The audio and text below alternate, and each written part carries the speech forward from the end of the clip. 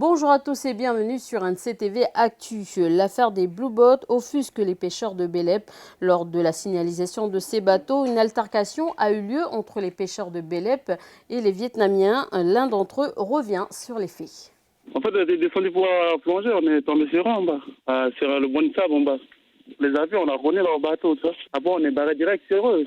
Et puis, quand ils nous ont vus, ça y est, ils ont débarré, ils sont rentrés. Ils ont sorti de la barrière. Dans le lagon, quoi, là, de nous, quand même. Ah, on était avec deux bateaux. On est barré, on a fait signe de s'arrêter. Ils n'ont pas voulu, ça y est. Donc, on a commencé à nous caillasser avec les flancs, les flancs, couteaux, avec les manettes, je sais pas, c'est quoi, c'est les outils. C'est plan de pêche pour la pêche, je crois. C'est qu'ils sont sélectionnés, quoi. On a riposté. Les sous-marins, tout ça, d'y aller. Avec l'essence. C'est sur le bateau. On n'a pas réussi. Ils ont touché, quoi, deux cousins, là. L'autre s'est touché au bras, puis l'autre, il a ramassé carrément dans les côtes, sur la cuisse. Et ils sont actuellement tes cousins? Mais il y a un qui est ici, il y a l'autre qui va monter sur Koumak à l'hôpital. Il va monter passer une radio pour son bras. Escortés par la faim, que les trois bateaux détournés ont accosté au quai de Nouméa. Social, les retraités de l'intersyndicale ont manifesté ce matin devant les portails de la CAFAT. 3 raisons pour expliquer ce mécontentement. Parmi elles, la prime de retraite qui n'a pas été versée l'an dernier. Les précisions d'Henri Champion au téléphone de Vanessa Kédé. La première, c'est qu'on avait demandé une prime exceptionnelle de 15 000 francs pour Noël. Et ça nous a été refusé. Après, il y a eu 2 autres motifs. On sait que le directeur de la CAFAT quitte à la fin avril. Et depuis toujours, c'est-à-dire que la CAFAT a 60 ans. Depuis 60 ans, on trouve un directeur localement. Malgré qu'il n'y avait pas de loi sur l'embauche locale. Maintenant qu'il y a une loi sur l'embauche locale, le gouvernement veut aller chercher un directeur en métropole. La troisième raison, en 2015, le gouvernement devait 1,9 milliard pour le régime retraite des salariés du privé. Il s'était engagé de rendre cet argent en 2018. Et là, le mois dernier, ils ont écrit une belle lettre en disant non content, on ne vous rendra pas l'argent, mais en plus, les 2 milliards de 2016, on ne vous les donne pas. Les négociations auront lieu le 12 février durant le conseil d'administration de l'ACAFAT avec un représentant du gouvernement.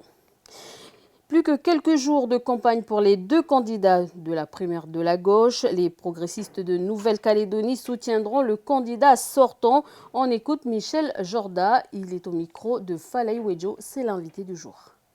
Les programmes pour les Outre-mer, quels sont-ils pour ces 2 candidats? Du côté de Benoît Hamon, j'ai encore pas pu joindre le responsable de son programme. Du côté de Manuel Valls, on a un petit peu la continuité de la position de la gauche en Nouvelle-Calédonie, qui est une position très connue, qui consiste à dire c'est aux Calédoniens de choisir. Donc Manuel Valls propose une transparence importante, les moyens humains, les observateurs nécessaires, le soutien du nickel et de l'industrie métallurgique comme ça a déjà été fait.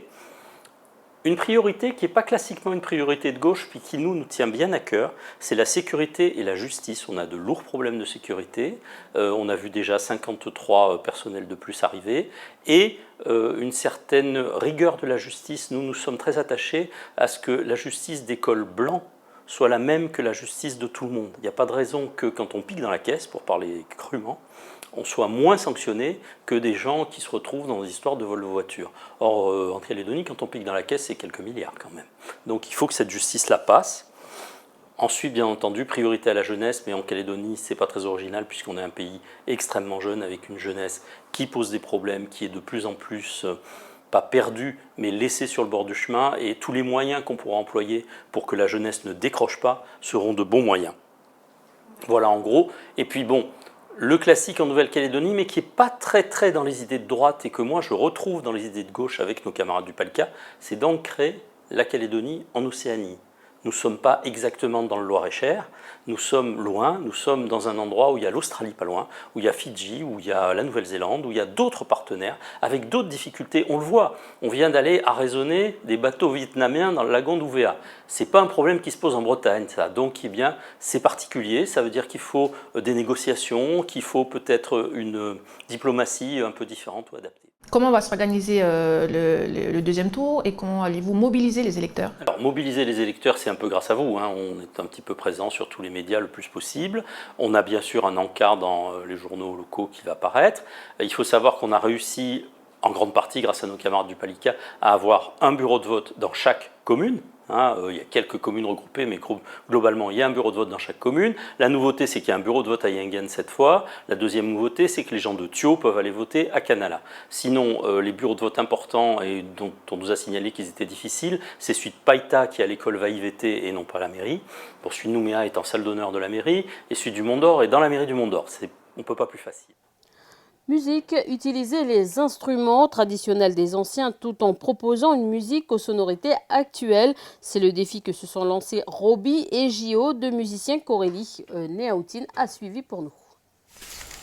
Roby et Gio sont à la recherche des meilleurs bambous pour la fabrication des flûtes traditionnelles kanak et des bambous pilonnants. Pour les aider dans leur quête, ils sont accompagnés d'Hugo et de Nicolas, professeurs de musique au collège de Yengen. Le verre c'est plus lourd, il y a de l'eau dedans. Les verres, ça ne sonne pas vraiment comme ça travaille encore. Ça va travailler encore pour sécher. Originaires de Yengen, ces garçons sont connus pour leur implication dans la promotion de la musique traditionnelle kanak. Ce jour-là, ils sont à Tiendanit, à la rencontre de deux jeunes Calédoniens venus leur proposer une expérience inédite. On vient faire découvrir le travail sur lequel on bosse avec June depuis 2 ans. On vient faire écouter aux gens, on vient voir les réactions des gens, on vient voir et on essaye de partager et de ramener l'ambiance du pays dans notre musique électronique. Ça va être un peu nouveau de faire cette musique, d'enrichir un album avec les instruments traditionnels et l'électronique. Après 2 ans de travail, ils ont créé ce qu'ils appellent le Psyka, un mélange de musique électronique et de Kaneka. Hugo et June préparent un album et pour faire découvrir leur projet, ils ont parcouru toute la côte Est. Ils sont venus à Tiendanit pour enregistrer des sons de flûte, de bambou qui viendront enrichir leur musique. On n'aurait pas pu le pirater comme ça et sortir l'album comme ça, comme mais on voulait pas de ça. On voulait pas que les gens disent on a piraté, volé. Non, Ouais, on voulait pas sentir ça. C'est pour ça qu'on est là, qu'on fait ça et qu'on fait de la musique avec les gens, qu'on essaye de composer tous ensemble. Pendant leur tournée, les deux amis en ont profité pour enregistrer des contes et des berceuses, des données qu'ils comptent remettre aux archives de la DCK. Rendez-vous en octobre pour découvrir un nouveau style de musique, le Psyka, avec la sortie de ce nouvel album. Et enfin, pour poursuivre notre série sur le tourisme, aujourd'hui cap sur Point Gamme tout au nord du pays. L'éloignement peut être un frein pour les touristes, mais le propriétaire du relais Point Gamme a trouvé une idée originale pour les faire venir. C'est cool, en fait on s'attendait pas à voir ça, quoi. On pensait qu'on allait faire un camping classique là, et puis non, non. Il y a la randonnée, les marais salons, le bain d'Arville. Avoir les pieds dans la boue à Poum, on connaissait, mais avoir tout le corps dans la boue, non. C'est un bain d'argile que ces femmes venues en vacances de Nouméa testent pour la première fois. L'argile bleue a la réputation d'oxygéner la peau et d'en éliminer toute toxine. Et c'est cette argile que l'on retrouve à Point Gamme. L'argile bleue, elle a pour propriété de cicatriser toutes les petites plaies. En plus ici, vu que la vasière est un peu sursalée, ça permet vraiment une désinfection des petites plaies. Les maux aussi qu'on peut avoir au niveau articulaire, musculaire, ça soulage. Ah oui, un petit soin du nez. NCTV, super. Pour ces jeunes femmes, l'expérience est unique et valait le détour jusqu'en province nord. C'est très frais en fait quand on se pose dedans, donc ça rafraîchit bien le corps. La texture c'est rigolo, voilà, on s'est étalé dessus, on s'est amusé un petit peu avec, voilà, on a bien rigolé. Et après une fois qu'on ressort, on laisse un peu sécher, on se rince et puis on sent que du coup on a la peau assez douce. Même pour les cheveux, je trouve qu'ils sont bien brillants, donc c'est super. Depuis une dizaine d'années, pour attirer les touristes au bout de la Calédonie, les gérants ont toujours dû innover dans leurs activités.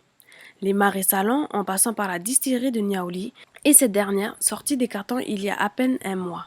Le moindre petit truc, il faut aller le chercher à Koumak, il faut le faire venir de Nouméa, c'est quelque chose d'énorme. Donc pour pouvoir développer quelque chose, c'est très dur de s'en sortir.